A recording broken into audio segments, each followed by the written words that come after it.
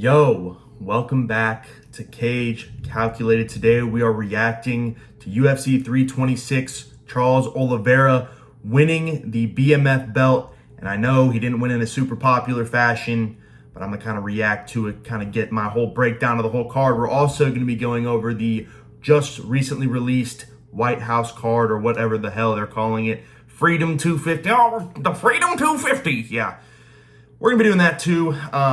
Starting out, though, we'll talk about UFC 326, and we'll start out with Max Holloway versus Charles Oliveira.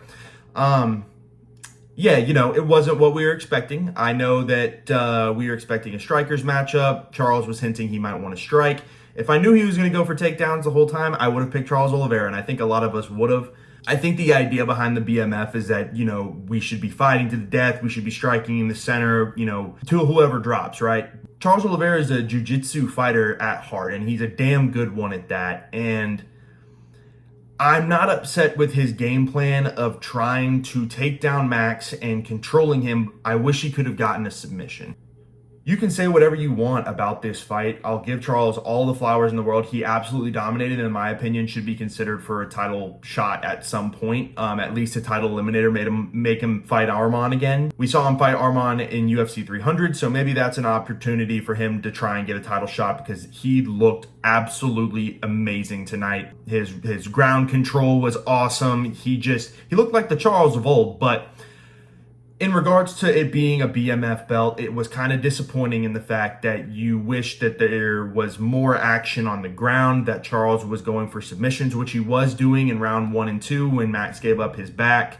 Max realized he couldn't give up his back. Max realized he couldn't give up his back. He's going to just sit and guard and either do half guard or full guard, whatever he wants to do to just prevent him from getting ground pounded or possibly submitted. Charles Oliveira had limited opportunities in this fight to try and go for submissions, and Max Holloway wasn't able to execute on his game plan. It wasn't the BMF belt of old, or the BMF fight that we all come and know and love. I am more of I like the wrestling. I like the jiu-jitsu. Of course, I love striking. Of course, I love knockouts. I love seeing everything involved in Muay Thai and kickboxing and boxing. Like, it's all great, but this is MMA, right? This is a mixed martial art expose, and you have to be good at everything. And Max Holloway couldn't stop the takedowns, couldn't get off his back, couldn't stop Charles Oliveira from having control. Like, what do you really want Charles to do? All that being said, that's responding to people that are probably more casuals, not like super into this sport deeply. They want to see someone get knocked out. All that being said, Max Holloway still was a dog in this fight. Preventing those submissions was amazing. In round 1, I couldn't believe it. I was texting Tristan and was like, there is absolutely no way that this dude's able to stop these submissions, and he was able to do it. The fact that he was able to survive 25 minutes on the ground with Charles Oliveira was ridiculous, but Charles Oliveira is going to be a damn good BMF. If he fights a wrestler or more of a jiu-jitsu type, I think he's going to strike. So you just can't be mad at Charles Oliveira for doing the Charles Oliveira game plan. It wasn't the fight that we all wanted, but it's the fight that we got, and we have to make, lemons out of lemonade. It was a solid fight, and it is what it is. I'm not going to complain about it, because I'm not, the type to sit there and bitch about, oh, well, I hate wrestling. I'm not the type. I actually kind of enjoy it. So maybe I'm just the minority in this part, but we'll talk about some minorities here in a second. We'll talk about Drew Dober. Oh my God, what are we doing? That's ridiculous. Tristan didn't do so hot on this card. I don't know what his exact record is. He wasn't exactly happy. I think it was 8-4. Tristan was somewhere around like 500, maybe just under like 5-7. So, like we said, someone was going to do bad on this card. But Caio Borrello versus Renier de Ridder. Man, what a weird fight. Renier de Ridder just makes fights weird. The grappling was hit or miss with Renier de Ridder. Did get taken down on that last round. I personally think he won round 2. He outstruck Caio Borrello. He did control him a little bit. I think that the second round, I don't think it should have been just all 30-27s for Caio Borrello. But what a fight for Caio Borrello. Looked really smooth on the feet, was able to strike with his hands down, just really confused Renier de Ridder, was able to enter the pocket really, really well.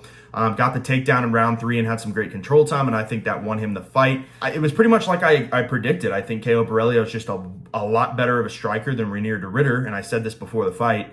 And I think that Caio Borrellio's distance between the striking and Renier de Ritter is a lot. And I think that the distance between Caio Borrellio and Renier de Ritter on the ground isn't as much as it is on the striking. And I think that really showed in this fight. Renier de Ritter is, again, just super awkward, kind of made it a weird sort of fight, a lot of clinching, and just kind of exhausted himself. But it was a good fight. I liked it. It was just a little odd, but this fight card was really kind of strange. You had some weird stuff going on. Kind of another meh fight was Rob Font versus Raul Rosas Jr. Yeah, Raul Rosas Jr. is legit, man. His grappling is elite. Kind of the same situation with Charles Oliveira. I wish he was going to be able to get a submission in this one. Rob Font was on his back the whole fight. But, it is what it is. He had great control time, and he's going to be ranked here soon. We'll see if he's able to take on some better bantamweights. This is an absolute bloodbath of a division right now. So the jury's still out on Raul Rosas Jr. I don't know. I thought Rob Font was going to be better at preventing the takedowns and at least threaten a lot more from different submissions. Rob Font was able to threaten a couple times from his back, but he was on his back the whole fight. It just wasn't what you wanted to see from Rob Font. Sucks to see, but got that one wrong. Hate to see it. But, shout out Raul Rosas Jr. Great win from him. Wow. We kicked this card off with a bang. And I'll talk about RoboCop versus Bruno Ferreira real quick. Yeah, dude. RoboCop is a monster. I mean, just a straight right to Bruno Ferreira. Are you kidding me? That was ridiculous. What are you supposed to do for Bruno Ferreira? Just was trying to switch stances and got caught. That's really what it is. I hate to see it. Bruno Ferreira looked really, really good. I thought he looked really slim. We'll see him hopefully bounce back soon, but RoboCop, man, he does it to a lot of people, and I think he's going to continuously move up this middleweight division, and he's a real scary fighter to fight right now. And another crazy knockout, Drew Dober versus Michael Johnson. Man, Drew Dober, I apologize for doubting him. I thought Michael Johnson, and in fairness, Michael Johnson was winning. He won the first round and was winning the second round, and then Drew Dober did the thing. He did the funny. And he found the chin of Michael Johnson, and you know what he does to black guys. So all jokes aside, Drew Dober found the button, was able to put out Michael Johnson. What a knockout. He does it all the time. He's an absolute monster when he's able to find his range and find the power shot. What a win for Drew Dober. Michael Johnson looked good tonight. He looked slick. He looked fast. He looked like he was piecing up Drew Dober. He was, throwing combinations really, really well. But you know what they say? I got caught. You got dominated. Shout out Jamal Hill. Michael Johnson got caught in this one, and Drew Dober dominated him, as he does to a lot of black men. Moving into the prelims, we'll talk about Cody Garbrandt versus Zhao Long, and what a absolute disaster class from both of these guys. Zhao Long couldn't stop touching Cody Garbrandt's penis the whole fight. Cody Garbrandt looked like a shell of himself, and I know, everyone's going to be complaining about how Charles Oliveira was grappling the whole time and controlling. This is the absolute opposite of what bad striking can look like. Striking isn't always good. Cody Garbrandt was sitting at range, refusing to throw, moving his head, still getting caught, and refusing to actually engage, and got bailed out by a couple of nut shots. Now, were the point takeaways absolutely necessary? Yes, they were. However, Cody Garbrandt, I think, lost all 3 rounds, and I picked Cody Garbrandt. He should have lost this fight. I know he won like 28-27 or something weird. I think he lost all 3 rounds, and it at worst should have been a draw. Sucks to see, but you can't, nut tap. That's part of the rules. So, womp womp. Another shitty fight we'll talk about, and kind of insane. Cody Brundage against Dante Johnson. This was a poop versus fart fight, man. Dante Johnson, I don't think he's like the worst ever. He's not Cody Brundage. But oh my God, Cody Brundage sucks. Cody Brundage is absolutely horrific at MMA. Like, it's atrocious. The dude can't strike. He curls up on the ground and Anthony Smith maxes. It's just not good. And it's a bad product every time. He got knocked out by Cam Roston, last card, UFC 325 in Sydney, and then shows up against Dante Johnson, which in fairness, Dante Johnson was god-awful in striking. I mean, who the hell comes in and who coaches this dude to say, yep, keep your chin up the whole fight? And I don't participate in MMA, and I know that. Whoever's coaching this dude needs to be fired. Anyways, this was a poop versus fart. Like I said, Cody Brundage cut this dude. He sucks. It was a real stinker. I mean, Dante Johnson, you won a split decision against Cody Brundage. Congratulations. Here's your sticker. I mean, wow, that was an atrocious fight. Ricky Tercios versus Alberto Montez. Yeah, man. What a submission from Alberto Montez. Had a crazy anaconda choke. Ricky Tercios was yelling at the beginning of the fight. Me and Tristan were losing it when we were watching it. He's just like, ah, ah, and just like, just stomping on the ground and yelling and then just goofing off, doing spinny shit. And then you have Alberto Montez finally starting to kind of piece up Ricky Tercios, which Alberto Montez got kind of put against the cage at the very beginning of the fight. Regardless, he kind of like is the retep Peter Griffin of Ilia Topuria and was able to find a submission. Really good win for Alberto Montez. Ricky Tercios is probably on the way out, but, still. Ricky Tercios is a tough dude to game plan for. And I think it was a great win for him and one of the better submissions of the night. The submission of the night, in my opinion. Super sick one. Anaconda choke, and Ricky Tercios' face went purple. He went purple quick. It was crazy. Then we'll talk about Nam Jargal Tumendembrel versus Cody Durden. And yeah, dude. This is a RAF match, if I've ever seen one. We're talking about it on Twitter a little bit. Go follow our Twitter at Cage Calculated. Nam Jargal, man. He was just on top of Cody Durden, just able to grapple well, man. He looks good. Cody Durden, like I said, lost 5 of 6 of his last fights. Not much to say here. He just kind of got smudged, and Nam Jargal threatened from so many different submission attempts. It was a really fun grappling match, in my opinion. I had a blast watching this one, and, obviously I picked Nam Jargal, so we love to see that. And fun fight. I liked it. I don't know why this is blurry, but just bear with me for some reason. I don't know why it's so bad, but Sumer Darji versus Jesus Aguilar. Sumer Darji able to just strike at range. It was pretty much like I exactly said in the prediction. He had such a huge reach advantage in this one. He was able to strike at range. I mean, all credit to Jesus Aguilar. He ate some really strong kicks, and those body kicks were brutal. Sumer Darji was jabbing him up, man, just at range, just doing his thing. And it was exactly like I thought it was. Just Jesus Aguilar just doesn't have the reach, and he was ducking down really bad and doing the classic, Drickus overhand. I'm also really sunburned, by the way. Check that out. Shout out golf. Just Drickus Duplessis maxing in the cage and just wasn't able to do his thing. But, wasn't able to get takedowns. Sumer Darji was able to control range really, really well, cut off the cage really well. It's an impressive win for Sumer Darji, and we'll see who he gets to take on next in the flyweight division.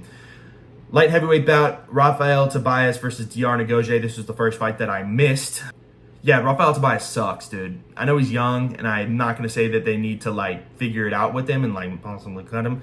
But DR Ngozi is not good. He isn't good. And Rafael Tobias just looked completely out of his league. I don't know if it was nerves. I don't know if it was just, not being ready. I don't know what it was, but he looked like, the commentary team was talking about it, he looked like he wasn't prepared to fight a southpaw. And it was really strange. Ngozi, he's not great either. I'm probably going to pick against him again next fight that he has, but was able to get the win. I mean, kind of just a meh fight. And then Luke Fernandez versus Rodolfo Bellato. Yeah, what a fluke.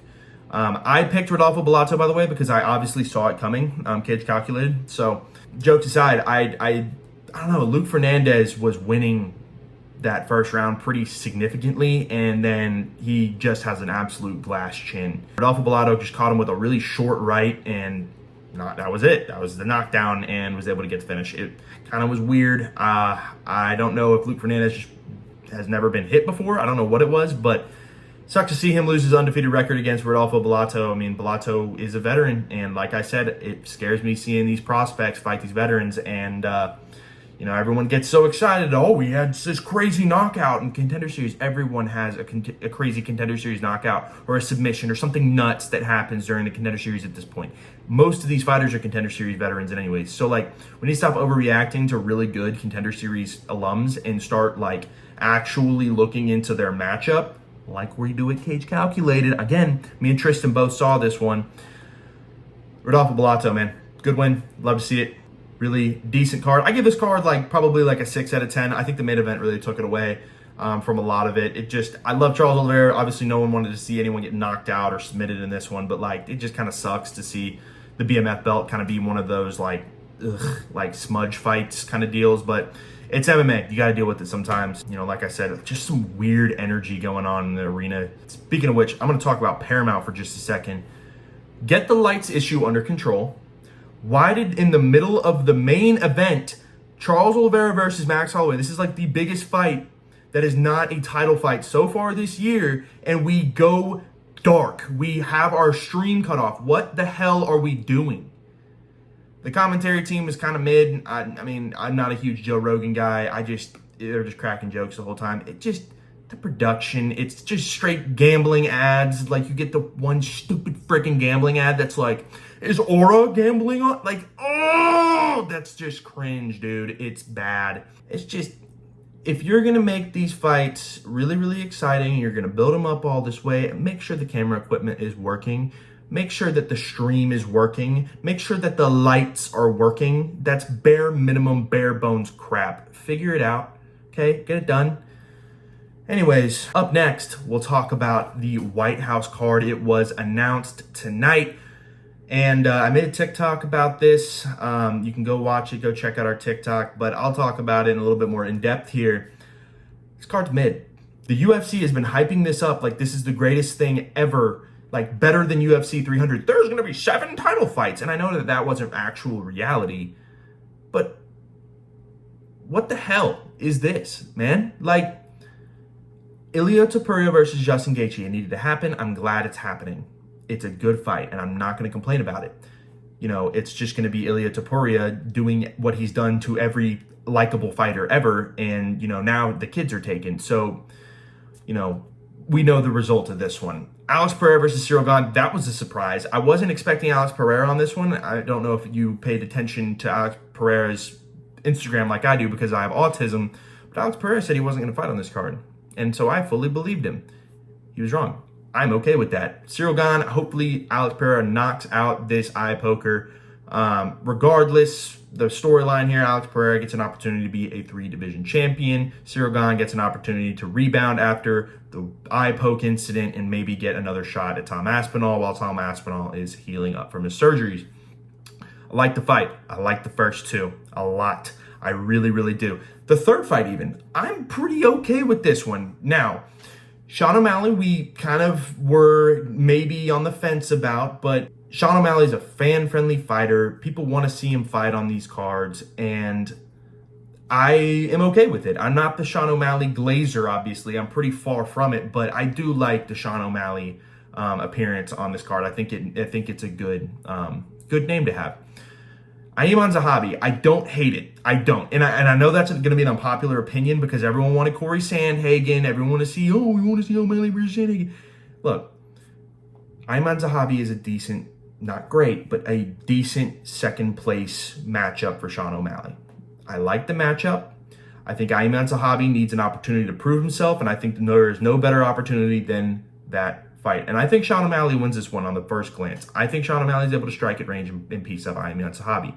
And the reason I think they scheduled this is because they need some American to win this. No offense, but Gaethje's not winning. Like, that's just plain and simple. Alex Pereira, Cyril Gane, they're not Americans, obviously, but Sean O'Malley is an American, and I think he can beat Ayman Zahabi, so you have an American winning on the American White House card. It makes sense. It makes at least enough sense for me to be like, okay, whatever. This is where we start to, really shit the bed. These 3 fights, and I'm not a fan of the 6-fight format. That sucks. I'd rather see, a decent prelim fight and building into this than seeing 6 fights. That sucks, dude. Like, that's not cool. This is just a main card. Like, I wasn't a fan of it when I heard about it, and I'm definitely not a fan of it now. Mauricio Hufi versus Michael Chandler.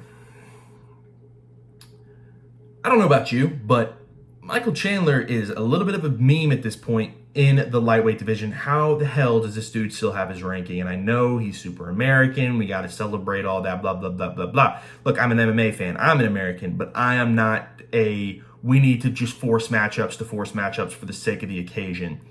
Mauricio Hufi just beat Rafael Fiziev literally UFC 325. That was a month ago. Rafael Fiziev beats Michael Chandler. Why is Mauricio Hufi fighting Michael Chandler? You're going to see Michael Chandler get mauled.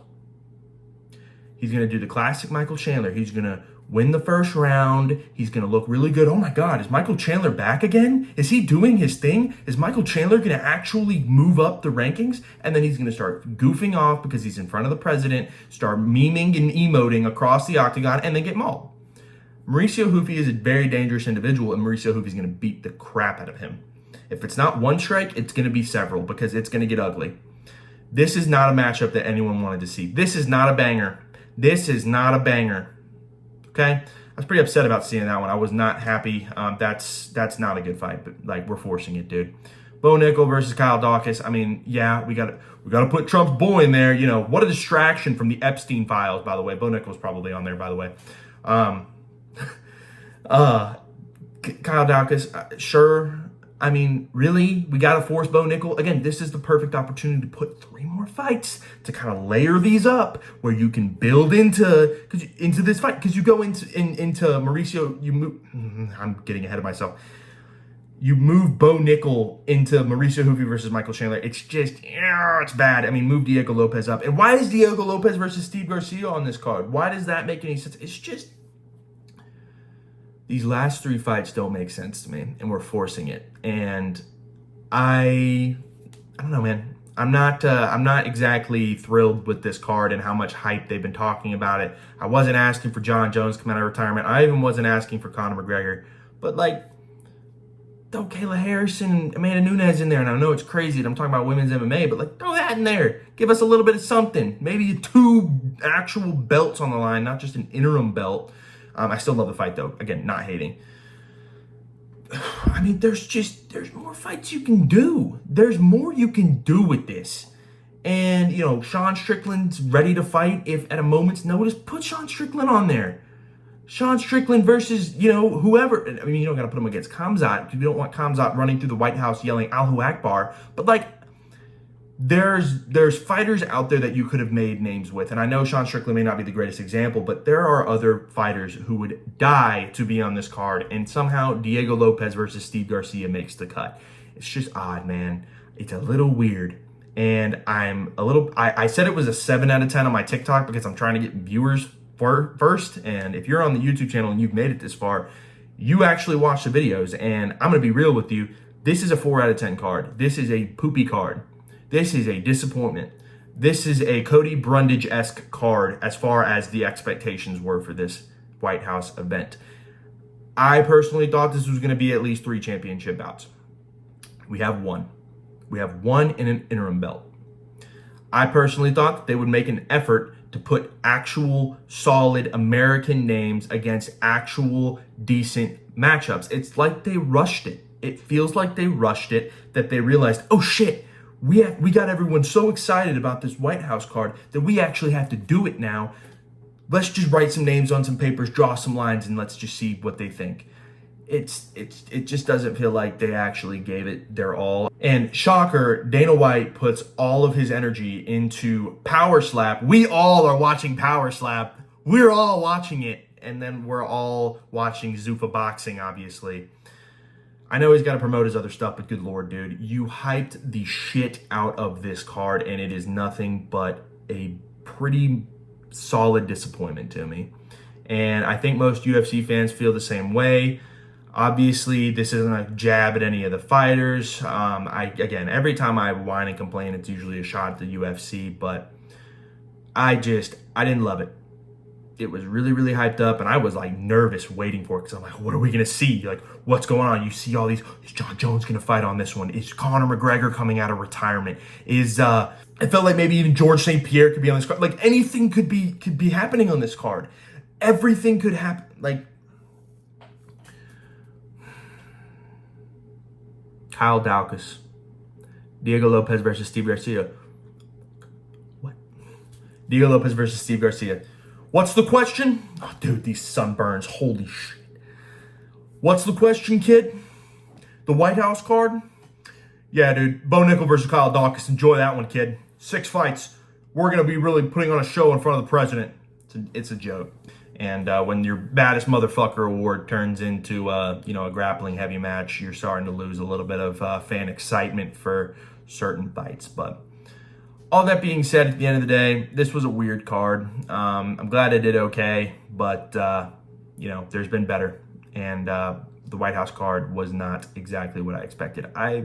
This is going to be a bold take, but I think UFC 327 is going to be a better card than this. Bold take. Appreciate y'all watching. Drop a like if you liked the video. Make sure to subscribe for more UFC content. See ya!